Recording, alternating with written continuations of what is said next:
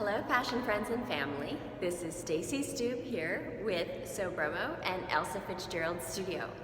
And you can hear this echoing that's going on because we're in this amazing industrial building here in Baltimore.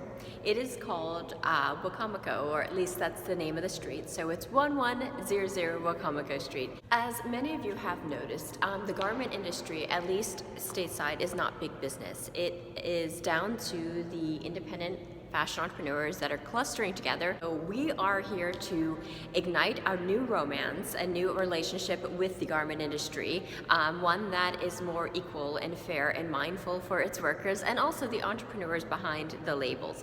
We hope to provide education and resources and cut and sew operation and some development where as needed. The main aim is to keep these skills alive and to create a new conversation, not just in Baltimore, but around the world about how we can do business through fashion without it being to the detriment of our society. And our society is not just our local community, it's also the countries where we've been exporting this manufacturing and not being as responsible in checking the accountability on those operations. So we hope that we can show examples or at least pilot concepts to see if this is possible. Come along with us, and I hope to continue to share this journey with you.